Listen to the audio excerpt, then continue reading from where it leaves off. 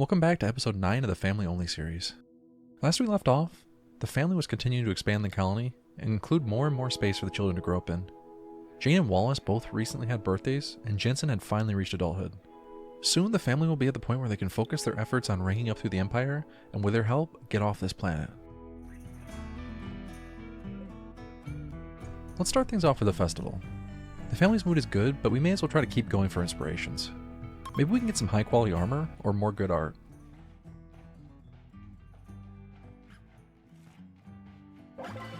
A fun ideological fair is a good way to start things off.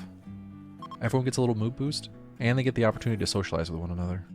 We're going to keep this family happy if it's the last thing we do. Well, given how challenging the raids are going to be going forward, it might just well be. Jane is the only one dealing with the flu, but at least they can focus their attention on her and make sure she's getting regular high quality tens. On top of that, she doesn't have very much work to do in the colony at the moment, so she has plenty of time for bed rest. She's currently just shy of 70% immunity, with about 60% flu progress. That's not too bad.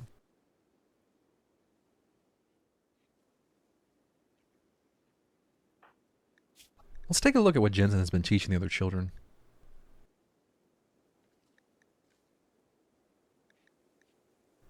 Looks like he gave Wallace an overview of comms console etiquette again, and spent a lot of time going over sign language. I'm not sure what their obsession with sign language is. Maybe it's a secret way to communicate between family members when the raids get loud. It looks like at some point, Jake and Jensen had a chat about nukes. I think Jake is sharing a secret dream with Jensen. A dream about getting his hands on a doomsday launcher and bringing the fight to these raiders. Instead of constantly defending against cannibals, Jake wants to use a doomsday launcher to level their entire camp. Little does he know that there are dozens of camps, but that's aside the point.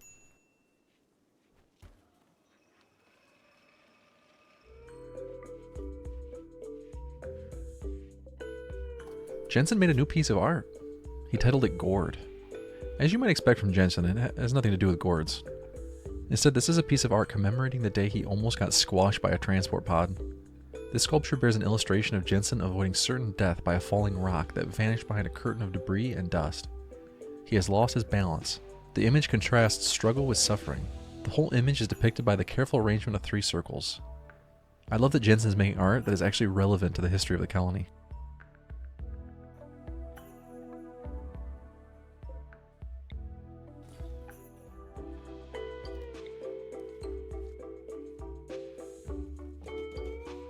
Let's put some beds in the children's new learning center. It's not just for education purposes, it's also for a temporary barracks that the children can use when they're young until the family gets a bedroom built for them. A couple of beds and a crib or 2 should do the trick.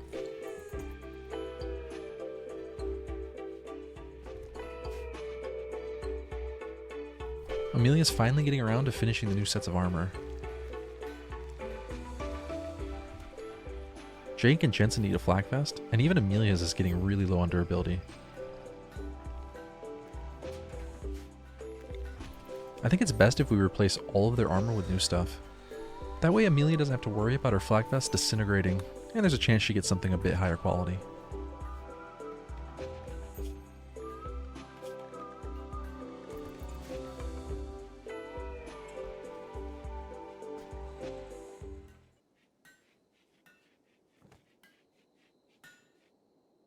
Alright, all 3 of them are armored up again, and now Amelia's working on getting Jensen a heavy SMG.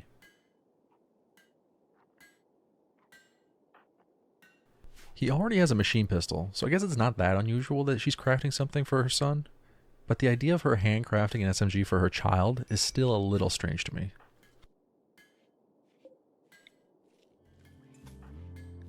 It's pretty impressive that Wallace is only 10 years old and he already has 13 skill in plants. That must make him one of the most skilled and knowledgeable horticulturists on the entire planet. All that, and he's only been alive for 2 years, chronologically speaking. Looks like Jensen has now taken over the task of teaching the kids how to fight off raiders. He's 13 now, so he's in charge of the guns. He taught Jane how to shoot a recurve bow and how to care for a shotgun, how to care for a launcher, and how to care for a minigun.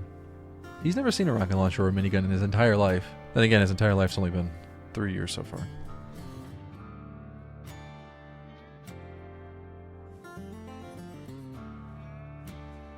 Jake continued to go over comms console etiquette with Wallace again. I think the reason for this topic coming up so frequently is because they keep catching Wallace messing with people on the comms console. Every time he makes a prank comms call, they reprimand him for it. The last time it happened, he was caught making a fake bulk goods trader call for a nearby settlement. That sure was a big mess that Jake and Amelia had to clean up. I just noticed that Jake likes all of his children almost exactly equally, except Wallace, who he likes twice as much as everyone else. Maybe that's why Wallace is getting so many second chances to use the comms console. Amelia seems to like the children a lot more than Jake does, except Jane. Amelia still hasn't forgotten about that one day. At least they aren't rivals, and their relationship's starting to mend. Amelia has been spending her free time teaching Gleb about firearm safety as well.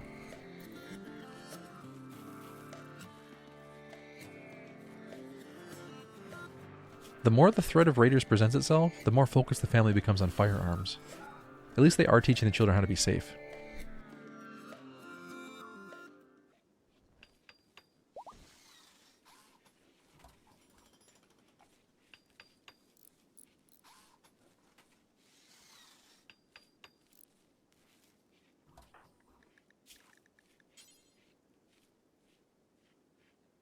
Let's go ahead and set Amelia to avoid pregnancy. Now that the growth vat is built, we can start using that to create new children instead of forcing Amelia to go through so many pregnancies.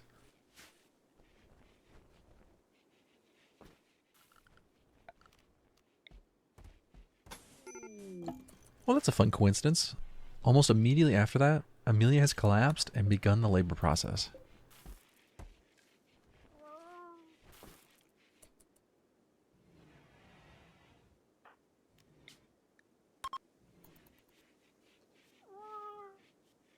Jake brought her to the hospital bed and began to help deliver the baby.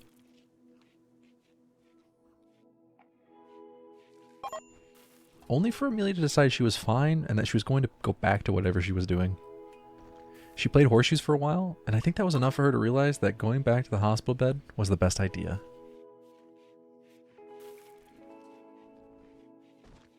And now the newest child is on its way again.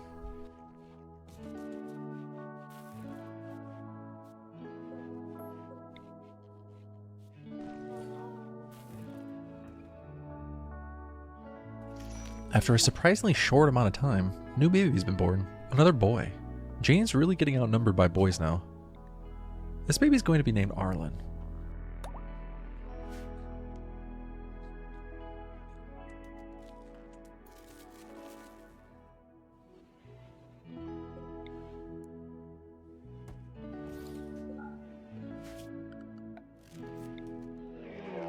Unfortunately, instead of being able to have a birthday, some ostriches have decided to cause problems.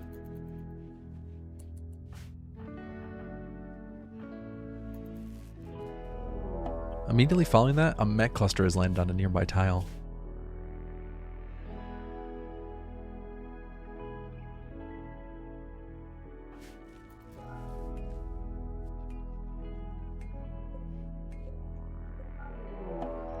And then immediately after that, a group of raiders have arrived from the Covebit faction.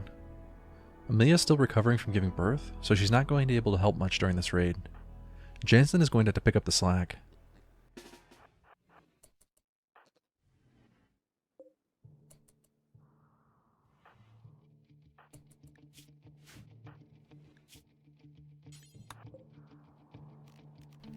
Jake is going to give the mortar another shot. Last time it didn't go very well, but maybe he'll have more luck this time.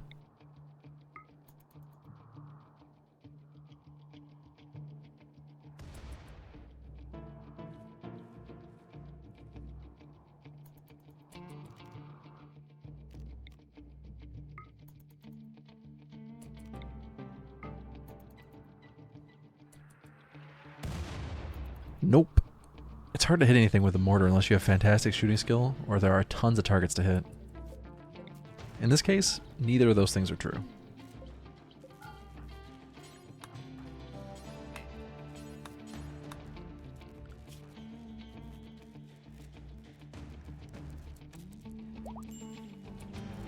Amelia is up now, but she's going to be too slow to be useful, so she can stay with the kids unless things get really bad.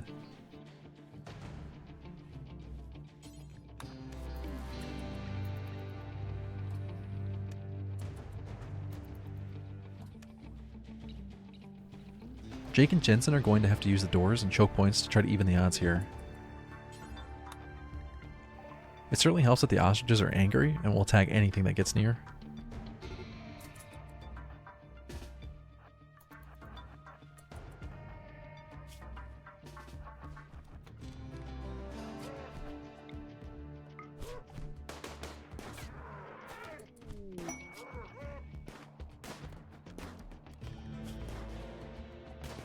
The first raider got absolutely shredded by an ostrich and caused a pretty good distraction for the rest of them.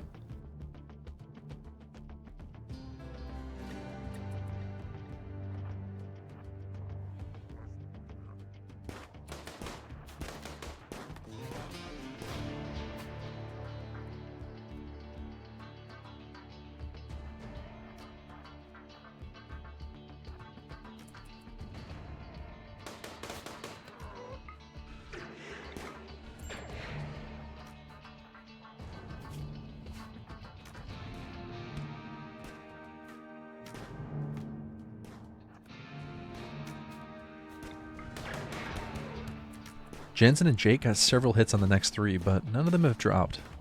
At least they'll be bleeding and getting weaker as the raid goes on.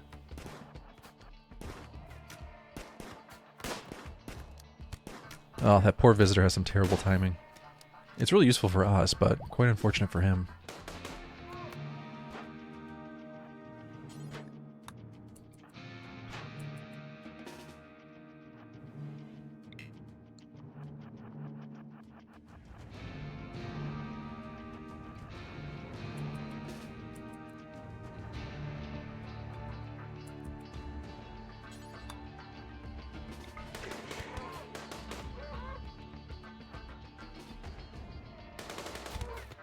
Now they've managed to damage every one of them, but haven't dropped another since the first one.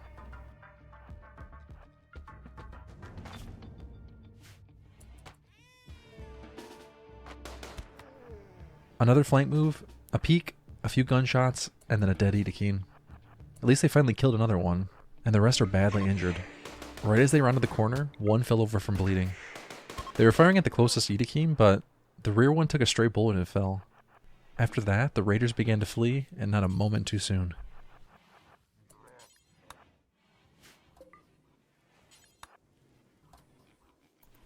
Now let's deal with that mech cluster. Jake and Amelia are too important to the colony to send, so there's only one other choice. Jensen is going to have to make this journey on his own.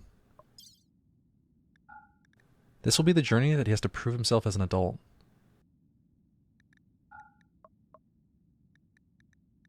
He's going to take nothing except the clothing on his back, a few survival meals, and explosives to destroy the machine. Before he left, Jake and Amelia had a heartfelt conversation with Jensen, all the while knowing the possibility that this may be the last time they ever see their firstborn son alive.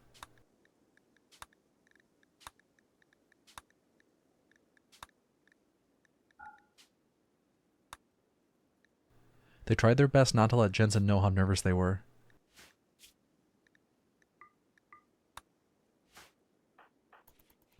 They each gave him a hug and sent him on his way.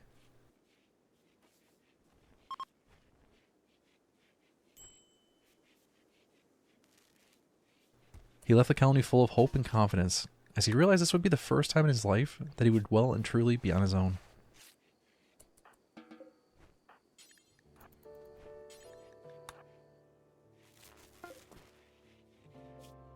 The first day of his journey went quickly and smoothly, but not long after waking up on the second day of his journey, he was met with a terrible surprise. He saw a rabbit with snow-white fur. The strangeness of seeing a creature like this in the shrubland drew his curiosity. When he got closer, a second one jumped out and they both charged. He started to run, but they were way too quick for him. In a panic, he turned and threw a grenade, hoping to scare them off, but they were not deterred. They leapt on him and began to bite and scratch. In the brawl, dust kicked up and blinded him. He kept kicking the first one until it stopped moving.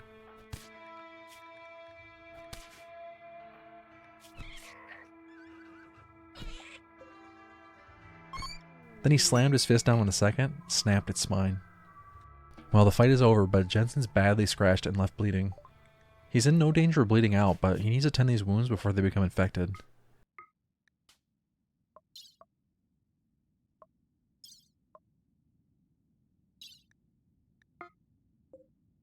Unfortunately, I forgot to turn on self-tend before he left the tile, so he's going to make it to the mech cluster and then tend there.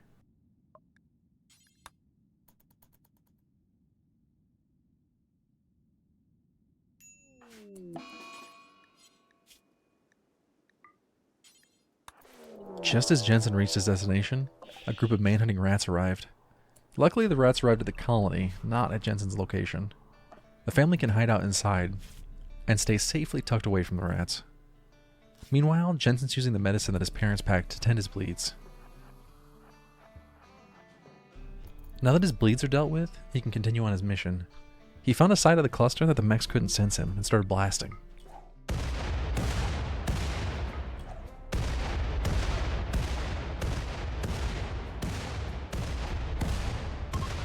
A few grenades later, and the sunblocker is destroyed. Jensen can finally start heading home. Incredibly, on his way back home, Jensen must have been riding really high from his victory because he's been inspired, and his next artistic work is going to be even higher quality. I cannot wait to see what he makes. Unfortunately, the rats make it impossible for him to return to the map right now. So he's going to have to make camp outside the tile until it's safe to come in.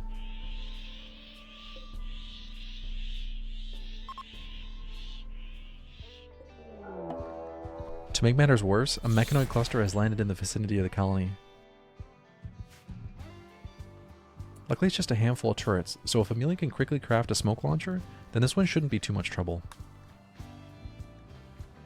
First they have to wait for these rats to leave though. Let's make a temporary zone to make sure they don't approach the cluster until everything is ready.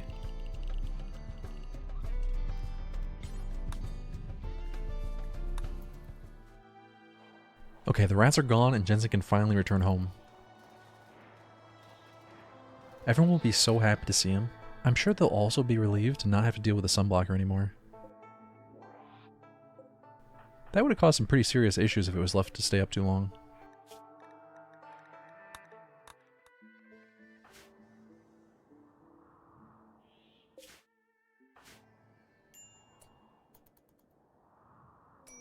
Fortunately, when Jensen entered the map, he didn't choose the direction of the mech cluster. Since Jensen still has that inspiration, let's get him right to work on his next piece of art.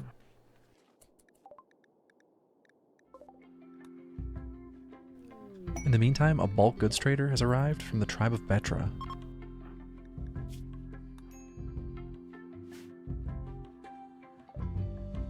Let's get rid of all these extra leathers and try to buy some wood.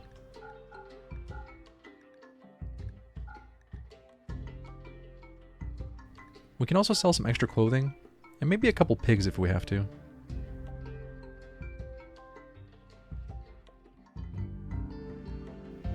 Looks like we can get everything we need without selling the pigs. That's a nice amount of wood. Hopefully we won't have to cut any more anytime soon.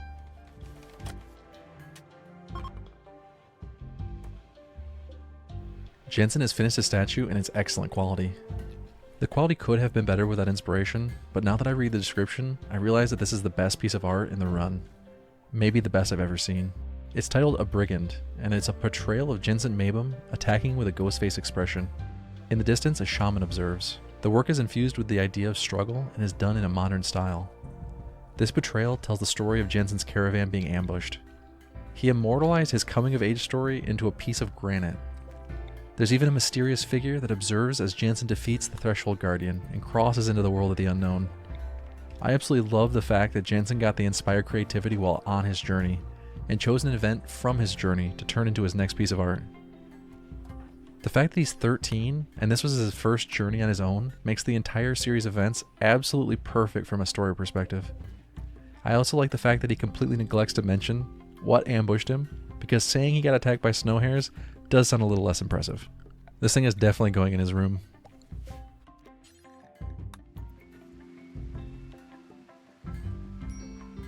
Amelia has finished the smoke launcher, so they should be able to easily take out this mech cluster. Jake is going to grab the smoke launcher, and Jensen's going to use the grenades. I suppose after Jensen's successful trip, they trust him with explosives more than ever.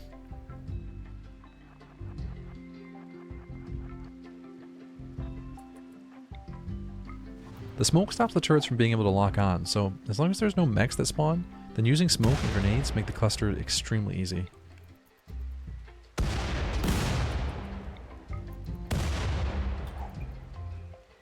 Normally the smoke would reduce accuracy on firearms, but since grenades don't have the same accuracy as normal weapons, they won't suffer from the penalty. By using grenades, we can also make sure that the turrets don't explode, causing the unstable power cells to be destroyed.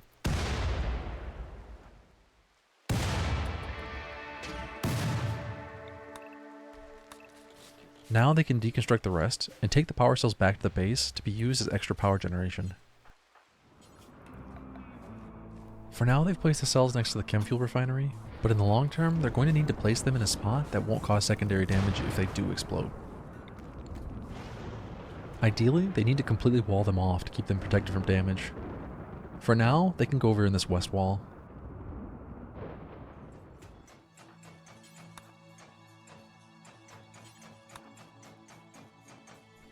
Amelia's finished tearing down the rest of the mech cluster, and there's quite a bit of steel here for us to use.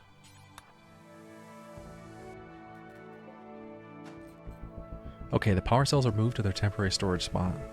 Now I just need to figure out where we can place them permanently.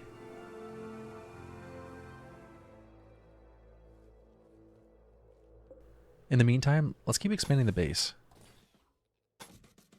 Another hallway can go down on the south side to add a little extra safety during raids. An Ideological has crashed outside the colony. Normally the family would ignore events like these, but we're at the point now where we can begin to extract gene packs from enemies.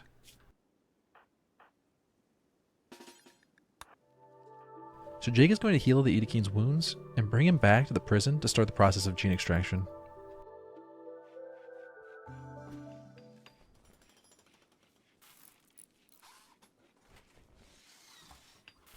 The gene extractor is built and ready to go. Let's get the prisoner placed in the machine and see what we get. Ideally, we'd get robust by itself or with a negative trait like awful mining. Unfortunately, Ideological don't have very many desirable traits to extract, but let's see what we get. Sleepy with Animal War Call. Yuck, no thanks. Truthfully, Animal War Call is pretty good, but I don't want to deal with Sleepy on top of it. We'll just leave that sitting out to decay until it's destroyed. Let's get the vat prepared to begin accelerating Arlen to age 3. Let's pack it full of meat and throw the baby in there. That sounds way worse than it actually is.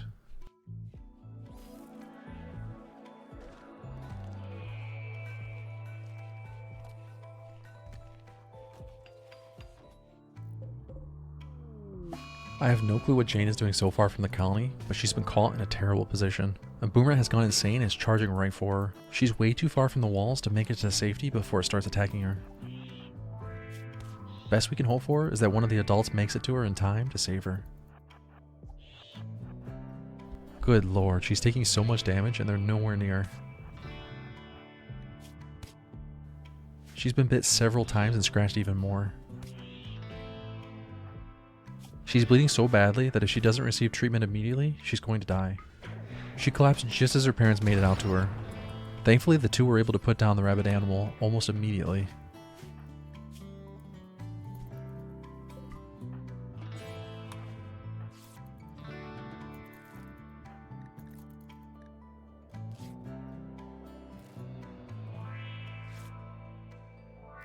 Jane is lucky that her father is such a skilled physician, otherwise she likely would have died here. Jake has made quick work of her wounds and has bandaged each one. She's still unconscious, so Jake is going to carry her back to the hospital. I can only imagine what's going through the minds of Jake and Amelia at a time like this.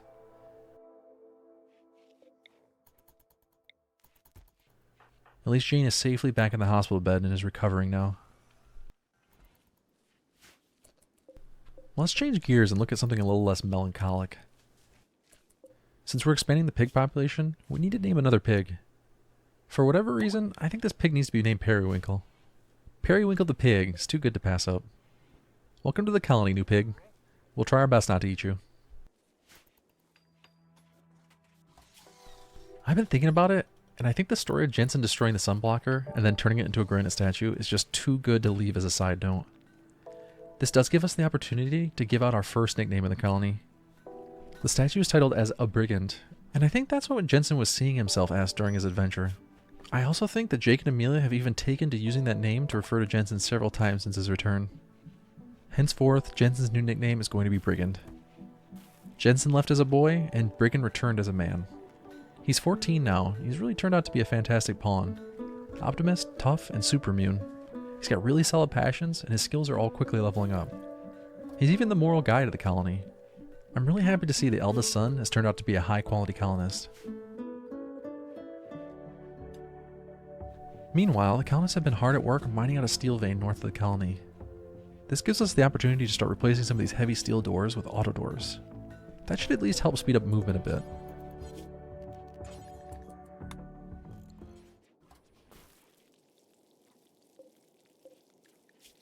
The Edekeen's genes aren't done regrowing, but let's go ahead and throw them back in the extractor anyway. The way I look at it, the family wouldn't know that this is a dangerous thing to do until they've at least tried it once. After they see it happen the first time, then it's a bit questionable that they'd throw a prisoner into the machine twice like this. But until then, I think they're ignorant of the risks. And they didn't even get anything good. Furry tail and naked speed. I'm sure someone out there would love a furry tail and to be faster while naked, but we really don't need that here. This is a family run after all.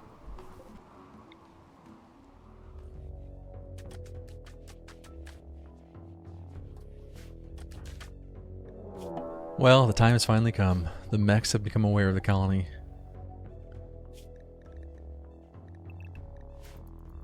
This is a very good reminder that we need to craft EMP grenades as soon as possible.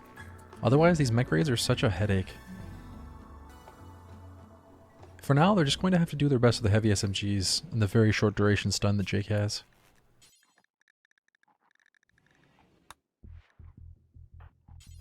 Usually these Militors are easy if you can outrange them with a bolt action or sniper rifle. We do have a bolt action rifle that we could use, but instead, I think the plan is going to be to make use of line of sight breaks and destroy them with the SMGs. Thankfully, all three of our adult pawns are full health and ready to fight.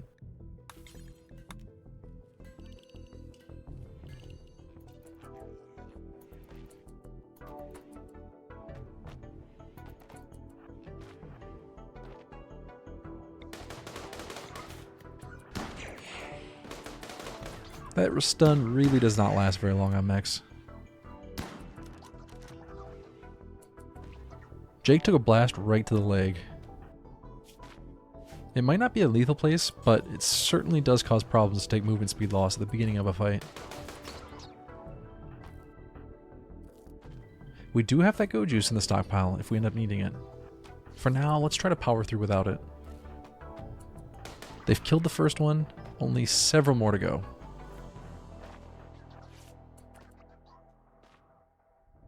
The heavy SMGs do pretty well against these low-level mechs. Not quite as good as a long-range weapon, but still decent enough.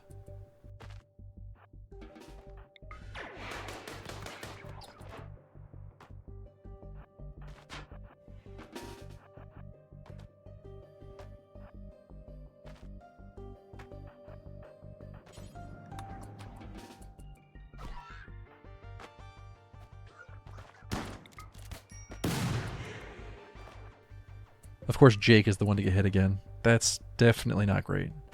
Let's pull back and try to take advantage of the hallway cover.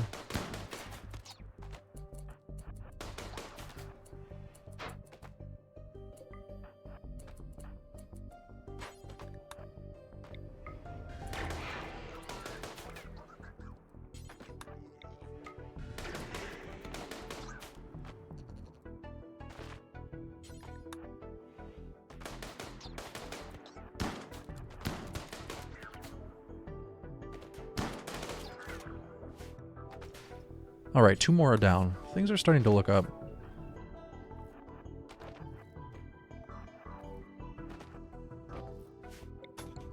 Ugh, this one is broken through the wall and is absolutely smashing the learning center.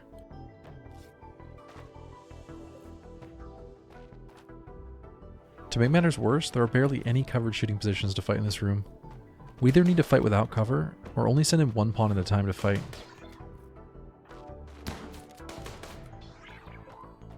For now, I think the best bet is going to be to try to pull them through the room and into the hallway where the colonists will have better cover.